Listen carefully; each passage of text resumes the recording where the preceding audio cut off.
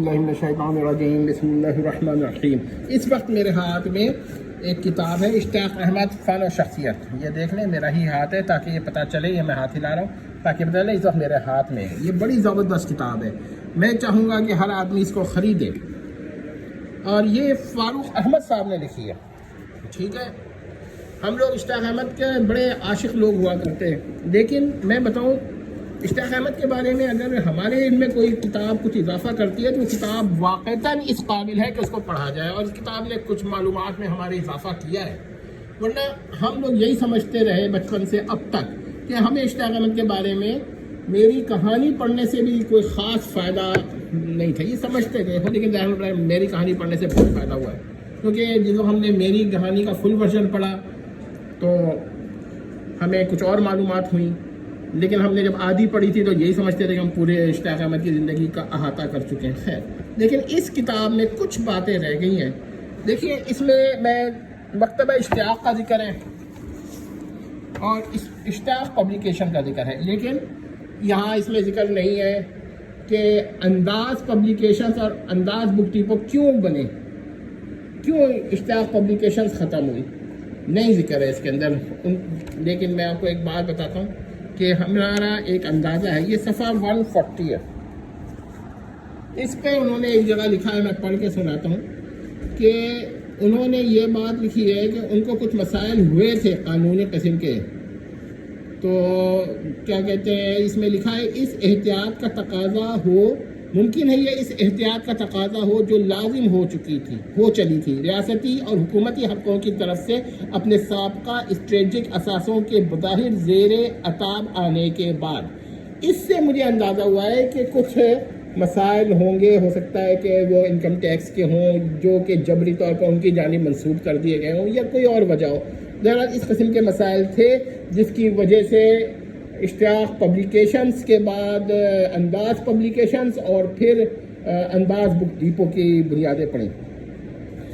تو یہ بات بہرحال کھل کے نہیں تھی، مگر بہرحال یہ ایک بات ہے۔ دوسری بات یہ ہے کہ اشتیاق احمد کے بارے میں جو بات ہے کہ انہوں نے کچھ کتابوں کے بارے میں انہوں نے بحث کی ہے، جس میں وادی دہشت وغیرہ تو ٹھیک ہے، لیکن انہوں نے ہر ابتدا کی کئی کتابوں کو کیا کہتے ہیں ڈسکس کیا ہے۔ مثلاً اس کا میں آپ کو نام بتاؤں گا تو اب وہ ہوگا، مثلاً یہ کہ کمرہ نمبر 420 اور بلی کا خوف وغیرہ وغیرہ، منصوبے کی موت۔ لیکن اگر دیکھا جائے تو کچھ ناول کا ذکر ضرور ہونا چاہیے تھا جو کہ نہیں ہوا، مثلاً بے دل انسان۔ اب ایسا دوسرا ناول کہاں لکھا گیا ہے تاریخ میں؟ اشتیاق احمد کی کیا پاکستان کی تاریخ میں زبردست ناول ہے جی۔ دوسرا جو مسئلہ اس کتاب میں نہیں ڈسکس کیا کہ جیرال کو مار کے زندہ کرنے کا کیا تک تھا۔ پوری اشتیاق احمد کی ٹائم لائن جو ان کی آفیشیل ٹائم لائن ہے وہ اس سے بگڑ گئی ہے، یہ بات بھی ان کو ڈسکس کرنی تھی لیکن نہیں کی۔ اس کے علاوہ میں آپ کو چند باتیں اور بتانا چاہوں گا کہ اشتیاق احمد کے مذہبی رجحانات میں ٹھیک ہے کہ ایک وقت میں ان کے رجحانات بہت زیادہ مذہبی ہو گئے تھے، لیکن دھیرے دھیرے انہوں نے اس پہ قابو پا لیا۔ انسان کو مذہبی ضرور ہونا چاہیے، فینیٹک نہیں ہونا چاہیے۔ یہی وجہ ہے کہ ان کے بعض ناول جو تھے ان پر ہمارا بھی یہ سوال تھا کہ بھائی اتنی مذہبیت جو ہے وہ ناول میں تو نہیں ہونی چاہیے۔ یہ نہیں ہے کہ ہم لوگ کوئی نعوذ باللہ مذہب کے مخالف ہیں، لیکن بہرحال پھر دوسری بات یہ ہے کہ اگر آپ کو کسی خاص نظریے کے اوپر بحث کرنی ہو تو اس کے لیے ناول نہیں ہے کہ آپ ناول میں ان کا ذکر کریں، ٹھیک ہے، آپ کسی اور جگہ کر دیں اگر آپ کرنا چاہتے ہیں۔ لیکن یاد رکھیے کہ جہاں تک ان کی علمی اور فنی صلاحیتیں ہیں، ہر جگہ اشتیاق احمد نے اپنا لوہا منوایا ہے۔ میں نے ان کے وہ مباحث بھی پڑھے ہیں جو مذہبی ہیں۔ ظاہر اشتیاق احمد کے آپ ناولس پڑھتے تھے، اس میں سب کچھ پڑھنا پڑتا تھا، تو وہ بھی ایک علمی شخصیت تھے، لیکن یہ ناولس اس کام کے لیے نہیں تھے۔ باقی یہ زبردست ہے، فاروق احمد صاحب کو میں بار بار تہہ دل سے ان کا شاکر ہوں۔ مشکور تو وہ ہمارے ہیں، ہم شاکر ہیں، کیونکہ مشکور اس میں مفعول ہے اور شاکر اس میں فاعل ہے، یعنی شاکر کا معنی مشکور نہیں ہے، یعنی شکر گزار کے معنوں میں مشکور کو استعمال کرنا غلط العوام ہے۔ تو میں یہ کہتا ہوں ایسا نہیں کہ اشتیاق احمد میں عیوب نہیں تھے، بہت ہوں گے، لیکن کچھ باتیں انہوں نے نہیں لکھی جو باتیں لکھنی تھی. سب سے پہلے 1000 سال کے آدمی کا ذکر کرنا تھا, اشتیاق احمد انہوں نے فاروق صاحب نے نہیں کیا, جس پہ مجھے افسوس ہے. 1000 سال کا آدمی ایسا ناول ہے جس میں کا ذکر ہونا چاہیے تھا. ٹھیک ہے. دوسری بات یہ میں نوٹ کر رہا ہوں تاکہ آپ لوگ بھی اس کو کبھی نوٹ کر لیں اور ریکارڈ میں لے آئیں, اور وہ بات صرف یہ ہے کہ اشتیاق احمد پہ ہم کو اعتراض یہ تھا کہ وہ جب لوگوں کے خطوط شائع کرتے تھے تو ان کے پتے بھی شائع کر دیتے تھے.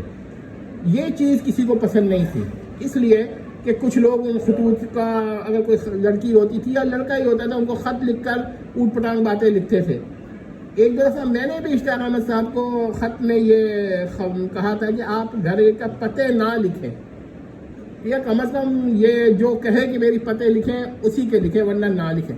لیکن بہرحال یہ اشتیاق احمد نے, انکل نے یہ کام ہمارا نہیں سمجھا اور نہ مانا. اور ایک اور یہ تھا کہ اشتیاق احمد کبھی بھی شاعری شاد و نادر ایسے ایک دو جگہ ہے کہ یر نہیں لکھتے تھے, منت لکھتے تھے. ایسا نہیں ہونا چاہیے تھا, مگر پھر کئی لوگوں نے ڈھونڈ کر ان کی کتب کے سال بھی ڈھونڈ لیے. تو یہ سب باتیں ہیں. کتاب بڑی اچھی ہے. ظاہر ہے کہ یہ کل صفحات اس کتاب کے 190 کے قریب ہے یا 189 ہے, تو یہ کتاب پڑھنے کے قابل ہے ان کے لیے بھی جو اشتیاق احمد کے قاری رہے ہیں, ان کے لیے بھی جو اشتیاق احمد کے قاری نہیں رہے. اور میں خراج تحسین پیش کرتا ہوں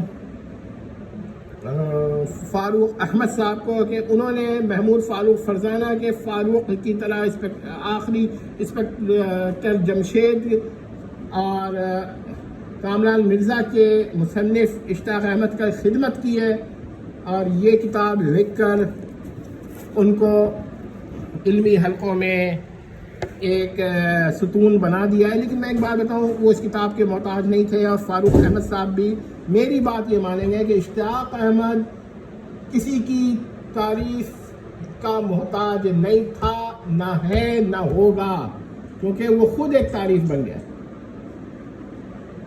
امید کرتے ہیں کہ آپ لوگوں کو اور کہ اس کتاب کے بارے میں کہ یہ کتاب آپ لوگ بھی خریدیں گے اور مستفید ہوں گے. والسلام تمک.